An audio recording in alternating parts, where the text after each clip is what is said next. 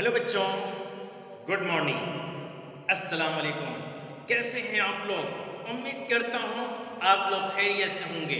तो चलिए पढ़ाई की शुरुआत करते हैं और आज समझते हैं अभिक्रिया दर को प्रभावित करने वाले कारक कौन कौन से हैं। तो आइए सबसे पहले कारक, सबसे नंबर 1 कारक जो अभिक्रिया का सांद्रण है, इस अभिक्रिया के सांद्रण को हम समझ लेते हैं। अपक्रिया की का जो सांद्रण होता है ना बच्चों, वो अभिकारकों की सांद्रता जब जब बढ़ती है, अपक्रिया की सांद्रता ज्यों ज्यों बढ़ती है त्यों त्यों वैसे वैसे अभिक्रिया का वेग भी बढ़ जाता है। यानी कि अपक्रिया की सांद्रता जब हम बढ़ाएंगे, जब भी हम बढ़ाएंगे तो क्या होगा? अपक्रिया की सांद्रता में जब हम वृद्धि करेंगे तो अपक्रिया का वेग भी बढ़ जाएगा। वो कैसे? अब आप लोग सोच रहे होंगे वो कैसे बढ़ेगा, है ना? तो मैं बताता हूं कि कैसे बढ़ेगा। द्रव्यानुपाती क्रिया नियम आपने पढ़ा है ना? तो उसी द्रव्य अनुपाती क्रिया नियम अनुसार, इसी द्रव्य क्रियानुपाती नियमानुसार हम लोग आज बात करेंगे। और हम लोग इसमें जानते हैं कि किसी भी अभिक्रिया की दर जो होती है, किसी अभिक्रिया की दर उसके अभिकारकों के सक्रिय मात्राओं का गुणनफल होती है। अभिक्रिया दर नियमानुसार क्या होता है? किसी अभिक्रिया की दर, किसी अभिक्रिया की दर, किसी अभिक्रिया की दर क्या होगी? किसी अभिक्रिया की दर, किसी अभिक्रिया की दर उसके अभिकारकों के, क्रिया की दर उसके अभिकारकों के सांद्रता, यह सांद्रण है ना, सांद्रता की क्या होती है? अभिकारकों के अरे अभिकारकों के सक्रिय मात्रा, माफ करिएगा सांद्रण कह रहा हूं, अभिकारकों के सक्रिय मात्राओं, अभिकारकों के सक्रिय मात्राओं के गुणनफल के बराबर होती है। That's is clear? यानी कि आर प्रोफेशनल, आर समानुपाती, यानी कि अभिक्रिया दर समानुपाती क्या होगा? अभिकारकों के सक्रिय मात्राओं का गुणनफल क्या होगा? अभिक्रिया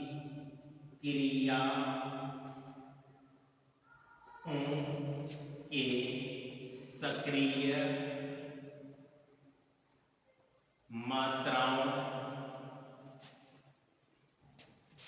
का गुणनफल। क्लियर? ये बात आपको क्लियर हो गई है ना? अब दूसरा है आपका ताप का प्रभाव, है ना? ताप का भी क्या प्रभाव पड़ता है, देख लेते हैं। ताप का प्रभाव क्या है?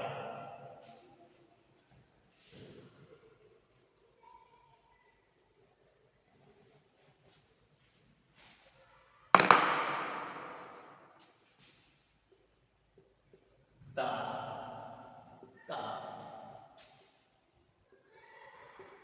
प्रभाव, ठीक है? ताप का प्रभाव, ये ताप का प्रभाव क्या है ना? सामान्य अभिक्रिया दर ताप में वृद्धि के साथ बढ़ती है। यानी कि जब हम अभिक्रिया का ताप हम बढ़ाते हैं तो क्या होगी, अभिक्रिया की दर भी तो बढ़ेगी ना। अब ये इस बात पर डिपेंडेंट करेगा कि ये अभिक्रिया जो है ऊष्माक्षेपी है या ऊष्माशोषी है, इस बात पर डिपेंड करेगा। ठीक है, बात समझ रहे हैं कि नहीं आप लोग?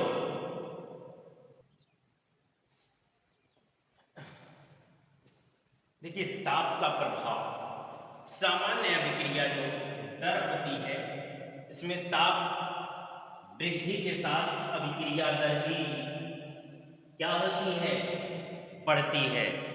सामान्य परिस्थितियों में अभिक्रिया दर जो है, जब हम ताप वृद्धि करते हैं तो ताप वृद्धि के साथ साथ अभिक्रिया दर भी बढ़ती है। लेकिन यदि ऊष्माक्षेपी अभिक्रिया तो ऊष्माक्षेपी अभिक्रिया में अभिक्रिया दर, ऊष्माक्षेपी अभिक्रिया में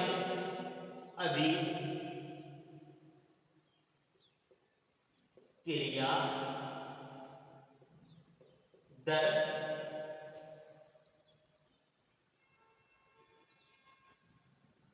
ताप वृद्धि के साथ साथ क्या होगी, क्योंकि इसमें ऊष्मा का क्षेपण हो रहा है। तो जब ऊष्मा का क्षेपण होगा तो जैसे जैसे ताप बढ़ाएंगे वैसे वैसे रिएक्शन क्या होगा, कम होगा। ठीक है ना। और ऊष्माशोषी अभिक्रिया में ताप वृद्धि के साथ साथ बढ़ती है। आमतौर पर अमूमन ये देखा गया है कि ताप वृद्धि के साथ साथ जब ताप में वृद्धि होती है, यानी हर 10 अंश सेल्सियस पर, हर 10 अंश सेल्सियस के जब हम ताप वृद्धि कराते हैं तो अभिक्रिया दोगुनी रफ्तार में हो जाती है।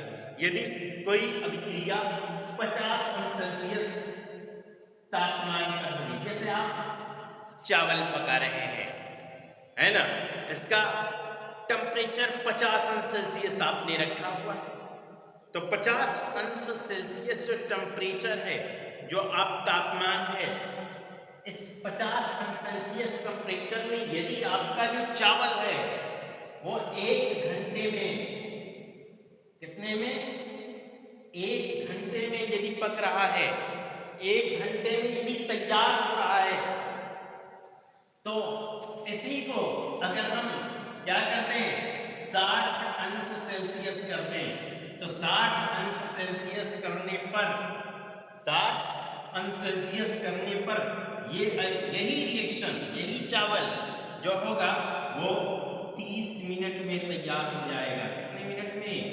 30 मिनट में तैयार हो जाएगा, 30 मिनट में पक जाएगा, यानी कि आधा समय लगेगा, हाफ आवर में ही ये तैयार हो जाएगा। ठीक है,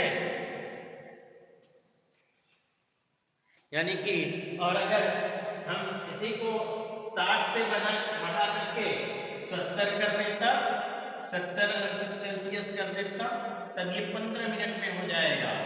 कितने मिनट में? 15 मिनट में। अगर 80 कर दे तो, 80 कर दे तो ये फिर 80 अंश सेल्सियस अगर करेंगे तो फिर 15 का 15/2, 7.5 मिनट में ही, 7.5 मिनट में तैयार हो जाएगा, है ना। इसी तरह से अभिक्रिया की जब रफ्तार हम हर 10 अंश सेल्सियस, यानी जब 10 अंश सेल्सियस आप बढ़ाएंगे, जैसे जैसे आमतौर पर यह देखा गया है, ये पाया गया है कि अभिक्रिया की जो दर होती है वो हर ताप में 10 अंश सेल्सियस वृद्धि करने पर अभिक्रिया की दर दुगुनी हो जाती है, अमूमन, आमतौर पर।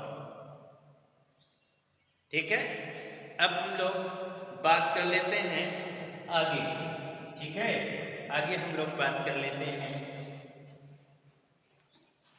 और आगे बात करते हैं हम लोग अभिकारकों के क्षेत्रफल के बारे में। तीसरा इफेक्ट है ना, तीसरी पॉइंट है अभिकारकों का क्षेत्रफल। अभिकारकों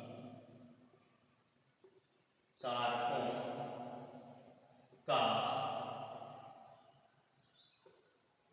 क्षेत्रफल। अभिकारकों का क्षेत्रफल। यदि हम अभिकारकों के क्षेत्रफल की बात करें, यदि हम अभिकारक के क्षेत्रफल की बात करें तो जो अभिकारकों का क्षेत्रफल होगा, यानी छोटे कण वाले जो होते हैं वो बड़े कण वाले, है ना, कणों की तुलना में अधिक तीव्रता के साथ अभिक्रिया करते हैं। जो स्मॉल पार्टिकल वाले होते हैं वो जो है, जो बिग पार्टिकल वाले कण होते हैं उनकी तुलना में अधिक सक्रिय होते हैं। जैसे आप लोगों ने देखा होगा, लकड़ी का जो छिलका होता है या जो पतले टुकड़े होते हैं वो अधिक सतह के क्षेत्रफल के कारण लकड़ी की जो गट्ठर होती है, जो लकड़ी की गट्ठर होती है उसकी तुलना में अधिक तीव्रता के साथ जलते हैं। लेकिन एक बात और है कि विषमांग अभिक्रियाओं की तुलना में जो समांग अभिक्रिया होती है वह तेजी के साथ संपन्न होती है। जैसे यदि हम मिसाल के तौर पर एक बात करें, ये है आपका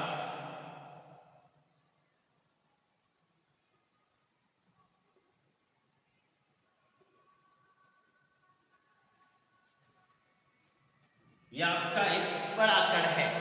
क्या आपका बड़ा कण है।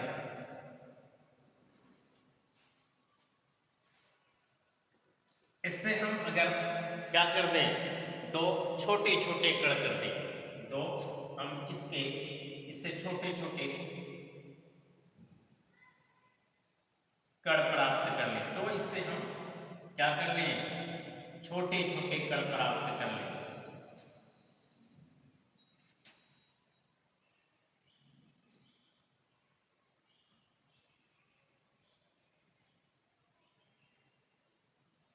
तो जो इसका, यदि ये एक लकड़ी का जो है एक बड़ा सा पार्टिकल है, इसको हम अलग अलग दो पार्टों में, यानी कि छोटे कण में, है ना, छोटे कण में जो है कन्वर्ट कर दे, परिवर्तित कर दे, है ना, तो जो लकड़ी होगी वो क्या होगी, तेजी के साथ जलेगी या नहीं जलेगी, बोलिए, जलेगी। अब हम लोग, ये हमारा 3 कारक हो गया, ठीक है ना। अब हम लोग कल बात करेंगे